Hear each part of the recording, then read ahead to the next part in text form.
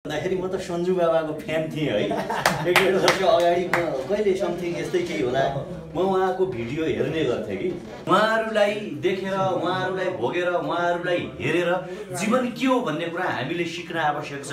त्यसकारण विनयजन बस्नेतहरू सन्जु बाबाहरू ती हरेक मान्छेहरूको गुरु हो।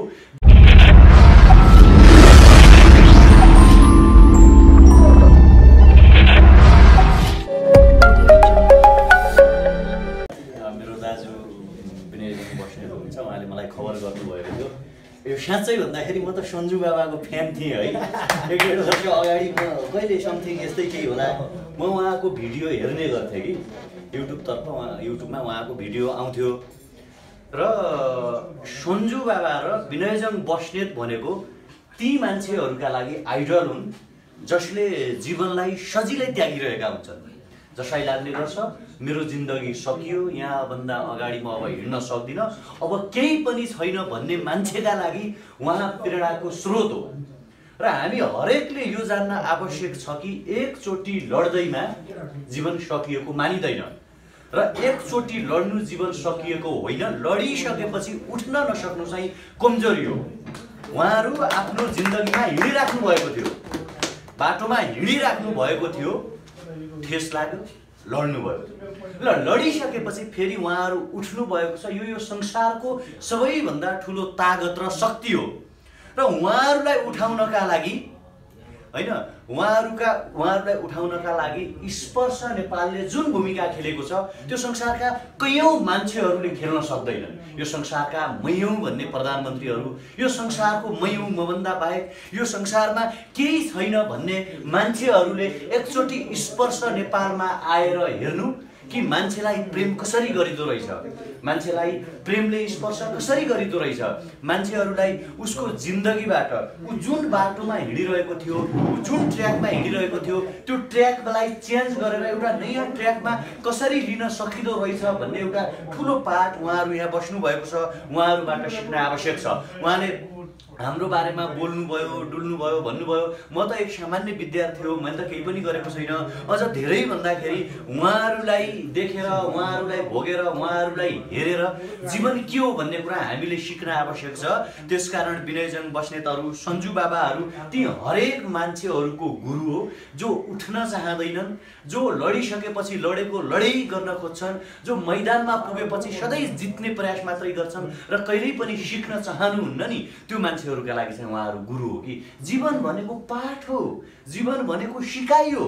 जसरी एउटा बच्चालाई क लेख्न सिकाउँदाखेरि उसको आमा बुवाले कति दुःख गरेको हुन्छ, बाङ्गा टिङ्गा अक्षरहरू कोर्न सिकाएको हुन्छ, कयौं पटक पेन्सिललाई चाहिँ सार्पनरले सार्प गर्न सिकाएको हुन्छ, कयौं पटक उसले किरमेट गर्छ, मिस्टेक हुन्छ, फेरि इरेजरले मेटाउन सिकाएको हुन्छ र महिनौं लागेर हप्तौं लागेर क लेख्न सिकाएको हुन्छ नि। यो जीवन पनि त्यही हो। हामी केही गरिरहेका हुँदैनौँ, मात्र हामी सिकिरहेका हुन्छौँ र एउटा मान्छेलाई यो लाग्दछ कि मैले अब कम्प्लिट सिकेँ, अब मलाई भयो, अब मलाई पुग्यो भन्ने जो सिक्छ नि, जसले भन्छ अथवा जसले त्यो ठान्दछ ऊ त्यही दिनदेखि समाप्त हुन्छ। तर उहाँहरूको केसमा के हो भने उहाँहरू जस्ता अरू थुप्रै मान्छेहरू हुनुहुन्छ होला कि संसारमा, उहाँहरूले निरन्तर आफ्नो जे गल्ती थियो, आफ्नो पेन्सिलले जे कुरा मिस्टेक लेखेको थियो त्यसलाई उहाँहरूले मजाले इरेजरले मेटेर आज फेरि जिन्दगीको पाठशालामा उहाँहरू कख लेख्न सफल हुनुभएको छ।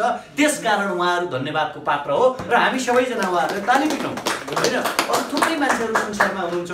अब मैले मिडिया मार्फत नै थाहा पाएको एउटा एचआइभी संक्रमित भएर पनि बाँच्ने प्रयास गरेको भन्ने जुन उहाँले छ, ती कयौं मान्छेहरू यो संसारभरि देखिएको छ कि एचआइभी एड्स। ती मान्छेहरूका लागि पनि सन्जु बाबा प्रेरणाको पात्र हुन्। सिक्न आवश्यक छ। सिक्ने भन्ने कुरा यही व्यक्तिबाट सिकिन्छ वा यही हो फिक्स गुरु भन्ने कुरा हुँदैन। हिँड्दा हिँड्दै सिकिन्छ, बोल्दा बोल्दै सिकिन्छ, अथवा खेल्दा खेल्दै सिकिन्छ, खाँदा खाँदै सिकिन्छ। त्यसकारण सिक्ने प्रक्रिया जोबाट सिके पनि हुन्छ, त्यो विनयजन बस्नेतबाट सिके पनि हुन्छ, त्यो सन्जु बाबाबाट सिके पनि हुन्छ, त्यो सपना बहिनीबाट सिके पनि हुन्छ, त्यो स्पर्श नेपालबाट सिके पनि हुन्छ, जोबाट सिके पनि हुन्छ। त्यसकारण अहिले जति पनि समाजमा मैयौँ भनेर हिँड्ने, म त यो समाजलाई कायापलट गरिदिन्छु, परिवर्तन गरिदिन्छु, पुरा सिङ्गापुरै बनाइहाल्छु कि भन्ने जुन कन्सेप्ट मान्छेको छ, म उहाँहरूलाई एकचोटि स्पर्श नेपालमा आएर हेरिदिनुहोस् कि मान्छेको सामान्य कुराहरूलाई लिएर कसरी मान्छेको जीवनलाई चेन्ज गर्न सकिँदो रहेछ, कसरी मान्छेको लाइफलाई चाहिँ परिवर्तन गर्न सकिँदो रहेछ, कसरी माया बाँड्न सकिँदो रहेछ, कसरी खुसीहरू साट्न सकिँदो रहेछ, कसरी अर्काको दुःखलाई मेरो आफ्नै दुःख हो, यो हाम्रै दुःख हो, हामी जस्तै मान्छेहरू यिनीहरू हुन् र यिनीहरू पीडामा छन्, उहाँहरूका लागि हामीले गर्नुपर्छ भन्ने कुरा स्पर्श नेपालले कसरी गरिरहेको छ। हामी हरेकले यति मात्रै गर्न सके पनि धेरै गर्न आवश्यकै छैन कि हाम्रो नेपाल, हाम्रो देश, हाम्रो सोसाइटी, हामी हरेक मान्छे चेन्ज हुन सक्छौँ, परिवर्तन हुन सक्छौँ, बदलिन सक्छौँ। त्यसकारण स्पर्श नेपाललाई पनि हृदयदेखि धन्यवाद दिन चाहन्छु। म त पहिलोचोटि आएको, अरू थुप्रै तपाईँको मिडिया मार्फत थाहा पाउँ कि मान्छेहरूले एउटा अर्गनाइजेसन छ, एउटा संस्था छ जसले सन्जु बाबा, विनयजन बस्नेत जस्ता दाइहरू जो कुनै कालखण्डमा कारणवश उहाँहरू आफ्नो जीवनमा हिँडिराख्नु भएको थियो र त्यो एउटा सामान्य ठेस लागेको रूपमा लिउँ, एउटा सामान्य हिँड्दा हिँड्दै चाहिँ लडेको क्या, हिँड्दा हिँड्दै ठेस लागेर लडेको रूपमा लिउँ र त्यो लड्ने मान्छेहरूलाई स्पर्श नेपालले कसरी उठाइरहेको छ, कसरी अझ उठेर हिँड्न सिकाइरहेको छ भन्ने कुरा यहाँबाट पाठ हुन सक्छ। कयौँ कुरा सहयोगहरू, हेल्पहरू चाहिन पनि सक्छ, आवश्यकता अनुसार मान्छेहरू होलान्। त्यसकारण हामी, मैले भने एउटा निर्जीव मूर्तिका पछाडि, एउटा निर्जीव ठाउँ पछाडि पुजेर त्यहाँ पूजा गरेर त्यहाँ हामीले खर्च गरेर लगानी लगाउनु भन्दा यो ठाउँमा चाहिँ हामीले लगानी लगाउन सक्यौँ र यो ठाउँको बारेमा हामीले बोल्न सक्यौँ, यो ठाउँलाई हामीले सहयोग गर्न सक्यौँ भने यो हजारौँ गुणा बढी पुण्य गरेको, हजारौँ गुणा बढी चाहिँ धर्म कर्म गरेको यो कुरालाई मानिनेछ। र सन्जु बाबालाई जन्मदिनको धेरै धेरै शुभकामना। सन्जु बाबाका पाइलाहरू जुन छन् अझ अगाडि बढुन्, अघि यहाँ भनिसक्नुभयो होइन, योभन्दा राम्रो तरिकाले समाजसेवा गरेको, योभन्दा राम्रो तरिकाले आफ्ना सुख दुःख, आफ्ना अनुभवहरू मान्छेहरूलाई बाँडेको, समाजको त्यो बाटोमा गएका मान्छेहरू, ती सङ्क्रमित मान्छेहरू जो चाहिँ एउटा बन्द कोठाभित्र लुप्त भएर अब त मेरो जिन्दगी सकिने हो कि भन्ने सोचिराख्नु भएको छ, उहाँहरूलाई चाहिँ प्रेरणा दिएको चाहिँ सन्जु बाबाले देख्न पाऊँ होइन। आगामी दिनमा चाहिँ योभन्दा राम्रो तरिकाले काम गरेको देख्न पाऊँ। हाम्रो साथ सहयोग, नैतिक समर्थन, सबै कुराको हाम्रो समर्थन स्पर्श नेपाल, सन्जु बाबा, विनय दाई अनि टिम सबै मान्छेहरूका लागि रहनेछ। धन्यवाद, नमस्कार। धेरै धेरै धन्यवाद। एकदम साँच्चीकै एउटा ऊर्जा मिल्ने आफ्नो मन्तव्य राखिदिनु भयो। उहाँले भन्नुभयो नि, लड्नु कुनै अपराध होइन, लड्नु कुनै गल्ती होइन, लड्नु मान्छे जो पनि लड्न सक्छ, तर लडेर पनि फेरि उठ्न नसक्नु, उठ्ने कोसिस गर्न नसक्नु, अथवा भनौँ न म उठ्न सक्छु है भनेर मनमा आत्मविश्वास लिन नसक्नु, त्यो चाहिँ अपराध हो भनेर भन्नुभएको छ। साँच्चीकै हो है, मान्छेबाट ठेस लाग्न सक्छ, लड्न सकिन्छ, आफ्नो ठाउँमा छ। र हामीलाई जहिले पनि एउटा ऊर्जा दिइरहने हाम्रो हेमराज थापा, भोलि देशका एउटा आशलाग्दा नायक भनेर भन्ने गर्छु म जहिले पनि होइन।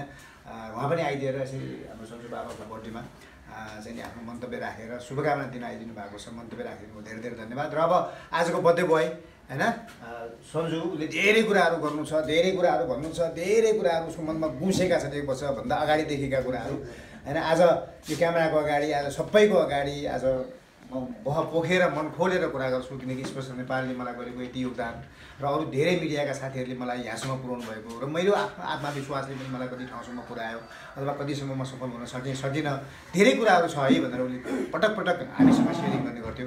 अब आज सन्जुले धेरै कुराहरू गर्ला हेरेर होइन, र अवश्य पनि उसको लागि फ्लोर चाहिँ एकदम ओपन छ र मैले एकदम मिस गरेर आएको चाहिँ सन्जुको फ्यामिलीलाई पनि मिस गरेर अब आज भाउजू नानीहरूलाई मिस गरेँ है। मैले भनेको थिएँ होइन, उहाँ आइदियो गए पनि राम्रो हुन्थ्यो। र अबलाई चाहिँ आफ्नो मनमा लागेका कुराहरू बोल्नको लागि मैले सन्जुलाई अगाडि बढाएको छु। मेरो क्वालिफिकेसन हेर्नु पर्दैन होइन, मलाई यार एउटा झाडु लगाउने भए पनि काम थियो, खुट्टा ढोकेँ मैले। सायद त्यो मान्छेहरूलाई त्यति बेला पनि भनेको थिएँ मैले सुनको इन्टरभ्यूमा, आज पनि भन्दैछु, त्यो मान्छेहरूलाई फिल भइरहेको होला होइन। खुट्टा ढोकेको थिएँ मैले, नाम लिँदिनँ होइन, उहाँहरूको इज्जतमा, सो कल्ड इज्जतमा दाग लाग्नु जाला होइन। त मलाई केही रेस्पोन्स आएन, त मेरोमा किन उपाय थिएन, किनभने मेरो घरमा मेरो आर्थिक स्थिति एकदम कमजोर भइसकेको थियो, मेरो विशेष एकदम विरक्त भइसकेको थियो र मैले जानेको सिप भनेको एउटा ठमेल थियो, ठमेलमा पस्नु मैले ठिक सम्झेँ। जे हुन्छ जसरी हुन्छ कमाएर 2 साग भए पनि घरमा मैले जुराउनु पर्छ, यो मेरो जिम्मेवारी हो। भनेर मैले सोचेर ठमेल बसेर म फेरि बिग्रिनु पुगेँ, फेरि खानु पुगेँ, किनभने त्यहाँको वातावरण अलिक त्यस्तै छ र म त्यति बेला मेरो आत्मबल अलिक कमजोर भएकोले गर्दा मैले आफूलाई सम्हाल्नु सकिनँ। जे होस्, म धेरै सर्वप्रथम धन्यवाद एकदम मनबाट।